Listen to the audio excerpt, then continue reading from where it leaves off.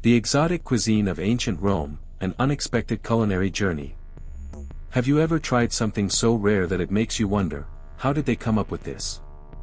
Ancient Rome was not only a civilization famous for its military conquests and engineering advancements. It was also known for its astonishing cuisine, a feast of exotic dishes that today seem unimaginable. From the famous golden head to the surprising blood pudding, Roman food overflowed with imagination and extravagance, with delicacies so rare they seemed more like a fantasy than a real meal. Would you dare to try something so unusual? In today's video, we're going to discover some of the rarest dishes that ancient Rome had to offer, dishes we might not even imagine in our wildest dreams. But before we dive into this incredible Roman cuisine, make sure to give us a super like if you're curious to know how food became a symbol of power and luxury in the Roman Empire. Without further ado, let's travel back in time and discover these unique delicacies. Ancient Rome, beyond its military dominance and imperial expansion, was a civilization obsessed with banquets. Food in Rome was not just a necessity, but a spectacle, a reflection of power and wealth. And in that context, emperors, especially the most eccentric ones, spared no expense in hosting impressive and extravagant feasts.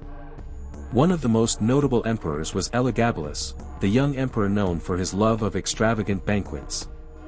His court not only celebrated military victories, but his banquets became an event to dazzle the elite.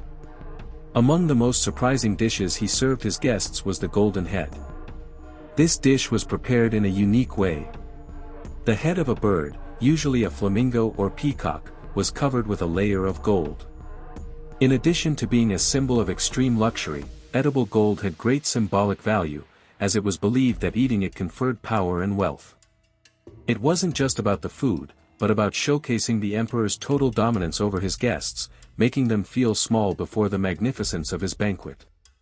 But Elagabalus didn't stop at gold on his plates. He also served peacock tongue, a highly exclusive delicacy reserved for the aristocracy. The tongue, considered the most delicate part of the peacock, was so rare that it was thought to confer immunity to the plague. This belief reflects the Romans' fascination with the magical powers of certain foods. And at these banquets, the peacock wasn't just a symbol of luxury, but also a medicine that promised them eternal health. However, the Romans didn't limit themselves to exotic birds. At the most opulent feasts, camel meat also held a privileged place at the table. Although it seems unimaginable today, the Romans imported camel meat from far-off regions like Africa to surprise their guests. Elagabalus, always in search of the most exclusive ingredients, had access to the best, making each banquet a unique experience of rare delights and extreme luxury. In ancient Rome, food not only served the basic function of nourishment, but it was also viewed as a form of medicine. The Romans firmly believed in the healing properties of certain foods, and therefore some dishes that today seem strange were actually remedies for various ailments. For example, the weasel, a small animal that many of us associate with the wild, was considered a remedy for epilepsy. Although its meat wasn't very popular, it was known that its brain, once dehydrated, was used as a medicinal treatment. Pliny the Elder, a famous Roman naturalist, documented that the brain of a weasel was an effective remedy for reducing seizures.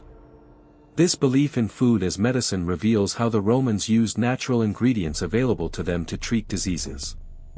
Another peculiar example of Roman medicine through food is the famous blood pudding. This dish was made with the blood of sacrificed animals, often combined with nuts, spices, and eggs. It was not only popular among the lower classes due to its low cost, but it was also thought to have healing properties. In Roman times, blood was considered an elixir that could strengthen the body. But the most interesting part is that this delicacy also had a social and religious function. Christians, who could not consume blood, were easily identified at banquets, as their refusal to eat such dishes served as a sign of their faith. Beef bone soup, another common dish among the middle and lower classes, also had a medicinal role. This thick broth, cooked for hours to extract all the nutrients from the bone, was used as a remedy for digestive issues. The Romans believed that this broth had healing properties for weak stomachs, which is why it was commonly served to those suffering from digestive discomfort or simply as a comforting dish on cold days. And if we're talking about the strange, peacock brain soup is another example of how the Romans believed in the healing properties of certain ingredients. The brain of this animal, considered a luxury delicacy, was not only a status symbol but was also used as a remedy for various mental and concentration disorders. Roman gastronomy wasn't just focused on daily survival, but also on displaying power and wealth. For emperors and the Roman elite, banquets were much more than just a meal, they were a way to flaunt their status. And what better way to demonstrate power than with rare, exotic, and often unimaginable delicacies? One of the most exclusive animals served at Roman tables was the hyena. This rare meat, although not widely consumed, was considered a delicacy at luxury banquets. The hyena represented a rarity that only the wealthiest could afford. Its meat was so prized that only emperors or aristocrats had access to it, making it a symbol of prestige at social events in imperial Rome. The Romans were also known for their fascination with seafood, but not just any seafood. Sea urchins were a delicacy prized by the wealthiest, and they were served at large banquets with various accompaniments such as herbs and spices. While today it seems like a common dish in some countries, in ancient Rome, sea urchins were a symbol of exclusivity and luxury. Some Romans even dared to eat them raw, savoring their fresh and unique flavor. Octopuses and squids were also part of these luxury feasts. The Romans, with their fascination for the sea, didn't just consume ordinary fish. Octopuses, considered a delicate delicacy, were prepared in various ways, often with a mix of wine, oil, and spices like cumin or cilantro. This dish was not only a treat but also a statement that whoever served it could afford the rare and exotic. And what about kangaroo meat? Although it sounds completely unusual to us today, in ancient Rome, kangaroo meat was considered an exclusive delicacy that only some luxury banquets could offer. Imported from distant lands, this animal became a true gastronomic jewel that only the wealthiest could taste. Elagabalus, always in search of the rarest and most luxurious, was one of the emperors who made sure these exotic delicacies were brought straight to his table. Finally, these feasts could not be without giant lobsters. Lobster, although not unknown, reached its peak of popularity with the Romans, who sought the largest and most exotic versions to impress their guests. Served with a variety of sauces and spices, giant lobsters were a delicacy whose consumption was reserved for the highest classes of Rome. But not everything in Roman gastronomy was reserved for the tables of emperors and aristocrats. While the rich delighted in exotic meats and rare seafood, the lower classes had to feed on simpler dishes, though equally fascinating in their own way. A clear example of food popular among the humbler Romans is blood pudding. This dish, although today it may sound strange or even repulsive, was an important source of nutrition for the lower classes. Blood pudding was prepared using the blood of sacrificed animals, mixed with spices, nuts, and eggs, and then stuffed into cow intestines.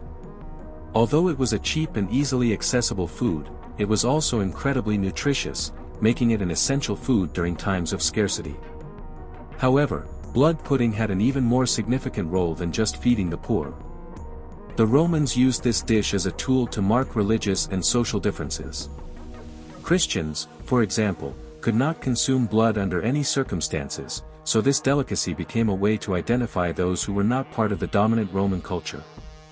At a banquet, if an individual refused to eat the blood pudding, they were quickly recognized as Christian, and this distinction could have consequences. In addition to this dish, another common delicacy among the lower Roman classes was bread with chickpeas.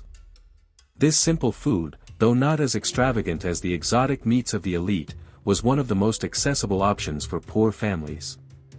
The poor Romans consumed chickpeas for their low cost and high nutritional value. Often, chickpeas were cooked with simple herbs and spices, making them an easy-to-prepare dish, yet packed with the calories and protein needed for daily life. On the other hand, the consumption of dormice was also at the extreme end of Roman gastronomy. Although it was illegal to eat dormice, a type of small rodent that the Romans considered a delicious delicacy, the upper classes were not limited by the law. Some Romans are known to have raised dormice in pots, fattening them up to later consume them. This act of disobeying the city's laws not only showed a taste for the rare but also how the upper classes felt above social restrictions, willing to enjoy the forbidden to demonstrate their power. After traveling through the feast of ancient Rome, it is clear that food was not just a means of nourishment, but a form of power, distinction, and tradition. From exotic meats like hyena and camel meat, to simpler dishes like blood pudding or bread with chickpeas, every meal in Rome had a purpose beyond satisfying hunger. What we now consider extravagant, in imperial Rome, was a display of opulence, dominance over the masses, and a constant desire to differentiate from those who couldn't access the rarest delicacies. However, it wasn't just the elite who had a special relationship with food. Romans from the lower classes also had their own unique dishes, although these often served to differentiate people from each other, clearly marking social and religious divisions. In the end, Roman gastronomy leaves us a fascinating lesson on how food can be much more than just a pleasure for the senses. It can be a symbol of power, a tool for exclusion, and even a way to heal the body. Would you dare to try any of these exotic and rare delicacies? What do you think of Roman culinary customs? Leave us your comment below and tell us which dish from ancient Rome you would like to try or which one seems the strangest. If you were surprised by the story of these dishes, don't forget to give a super like and share this video so more people can learn about these fascinating secrets of Roman gastronomy. See you in the next video, where we will continue exploring the past in surprising ways.